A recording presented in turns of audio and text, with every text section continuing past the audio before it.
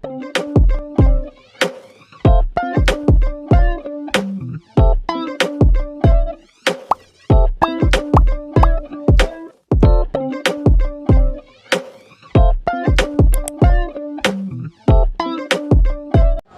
sedekah itu tidak mudah. Nyinyirnya banyak Bapak Ibu ya. Ujiannya banyak, fitnahnya banyak. Tapi memang itu hidup. Kita akan dibenturkan dengan hal-hal yang semacam itu. Nah, inilah hal fundamental yang ingin saya titipkan ke kita semua untuk menguatkan sebagai acuan dalam kita mengelola kampung sedekah. Yang pertama adalah meninggalkan warisan kebaikan. Karena kita nggak pernah kejar nominal. Yang kita kejar adalah seberapa banyak orang yang nantinya mau bersedekah. Harapannya dari sekian banyak warga, dari sekian banyak rumah yang nanti ibu datangi, ibu ketuk pintunya, ibu ambil. Mudah-mudahan disitulah amalan-amalan itu yang Allah sukai, yang insya Allah itu akan mengantarkan kita masuk ke surganya Allah. Jadi jangan sampai akhirnya kita digoda oleh setan hanya gara-gara apa Bu? Nominal. Masih ada masalah yang sedekahnya 10.000, 5.000, subsidi sembako murah aja 25.000. Kita bukan jual beli, Bu.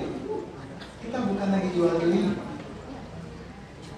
Makanya saya titip Bapak Ibu, masih banyak saya dapat berita itu. Saya titip sekali.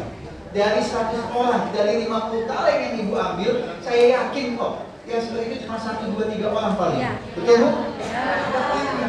Sama yang hari ini Bu. Ibu sebaik apapun, pasti Allah akan hadirkan 1, 2 orang netizen. Betul Bu? Orang-orang yang ingin, betul Bu? Artinya kita gak akan bisa nyenengin semua orang. Justru anggap saja orang-orang seperti ini bagian dari ujian kita. Kita mau terus maju atau akhirnya kita berhenti hanya gara-gara orang ini. Ya Bu ya, makanya saya titip sekali dalam beramal dan mengelola. Hari ini orang-orang kita, masyarakat Indonesia sudah terkenal masyarakat paling dermawan nomor 1 di dunia 5 tahun betul-betul. Tapi hari ini kita semua yang hadir hari ini menjalankan sebuah amanah yang berat. Amanah apa Bu? Mengelola uang sedekah. Ya Bu ya. Ketika mengelola uang sedekah, kita tidak bisa hanya sekedarnya saja. Saya nggak bosan-bosan menyampaikan hari ini ada Pak RT, Pak RW, bahwa terakhir saya dapat informasi di Lampung, komunikasi dengan Lurah Lampung juga sama. Data kalau ada permasalahan bisa menyelesaikan sendiri dan ujungnya apa?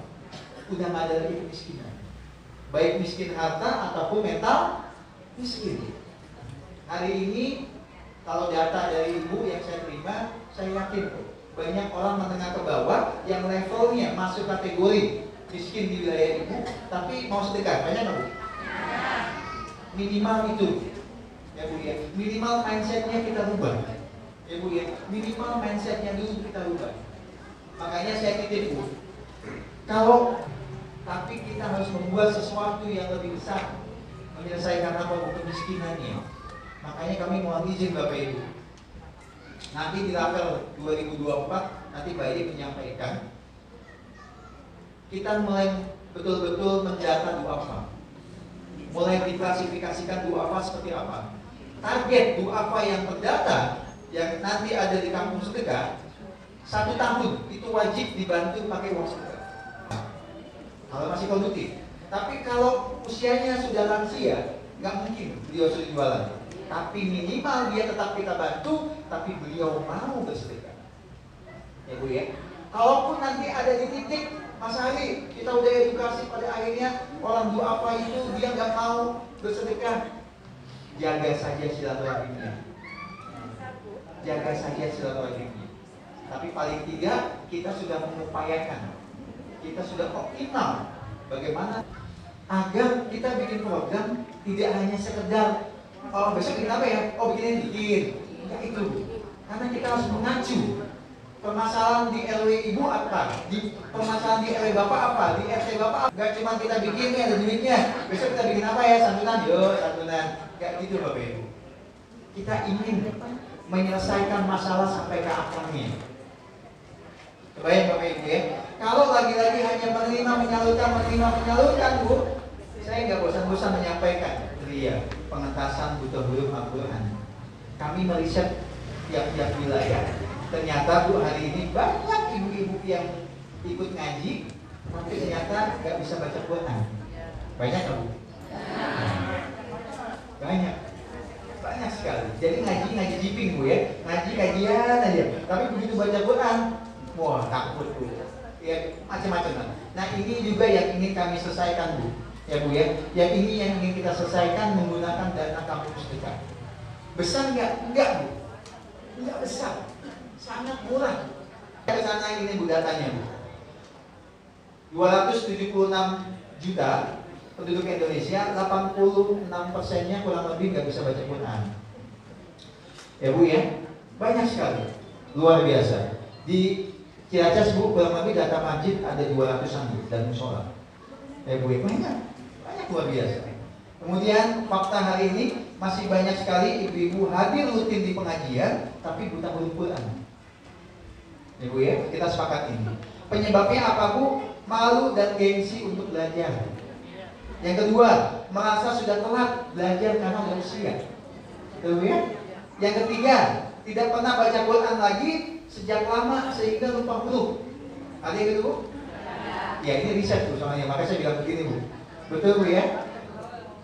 Nah, next. Bawa lagi. Nah, inilah Bu yang ingin kami tawarkan. Kita jadikan program ini adalah cerdas dalam mengelola.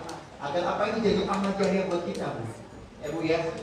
Ku Baca adalah program bersama Kampung Sedekah untuk pengentasan buta huruf Al-Quran selama 3 jam dengan metode Ku Baca.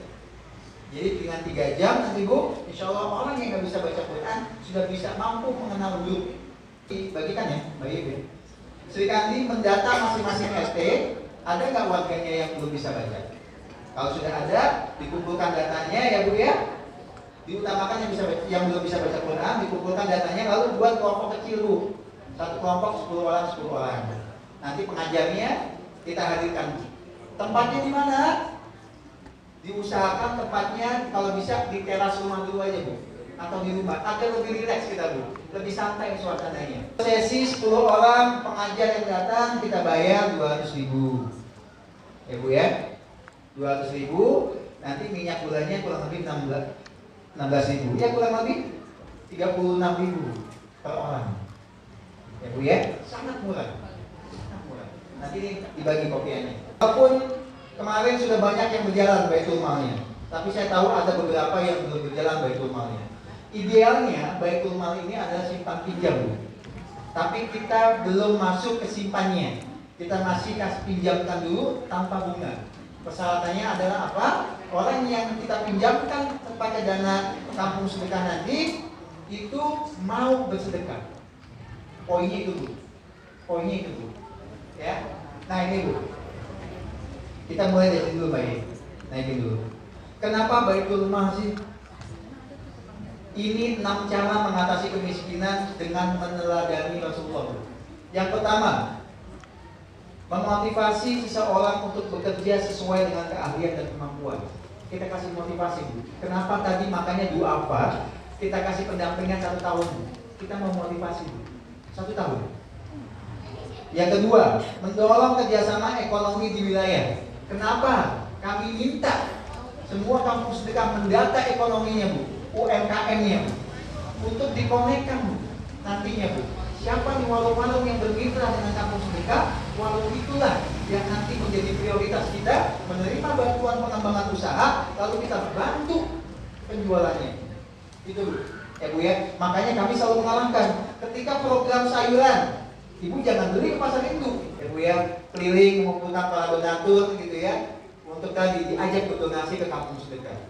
Lagi-lagi untuk membenahi kampungnya lagi, betul Bu ya, Pak RW ya. Yang kelima, memanfaatkan Baitul Mal dengan sebaik-baiknya. Ini yang akan kita lakukan. Yang keenam, mengelola keuangan dengan baik. Ini saya kasih penekanan Ibu. Mengelola keuangan dengan baik. Nanti bagaimana akan menyampaikan raport merah selama 2023. Ada berapa kampung sedekah yang laporannya nggak naik kelas gitu Bu. nanti akan di-share secara umum Bu ya, tapi tidak masing-masing KS-nya. Warga kita dari riba Bu atau bank keliling, itu tujuannya Baitul Mal. Ya Bu ya. Yang kedua, memproduktifkan dana zakat infak sedekah yang hari ini sudah mulai masuk ke ke kampung sedekah. Yang ketiga, percepatan kemandirian wilayah melalui program ekonominya. Ya Bu ya. Ini yang mau kita dorong.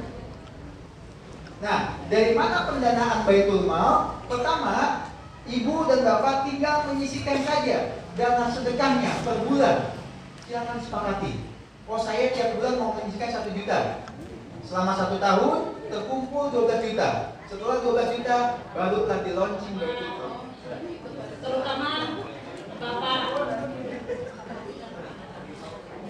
Terutama untuk Bapak Ari, saya mau bertanya Pak, dan untuk bapak-bapak lainnya. Ini Pak, sebelumnya saya pamit dulu ya Pak ya.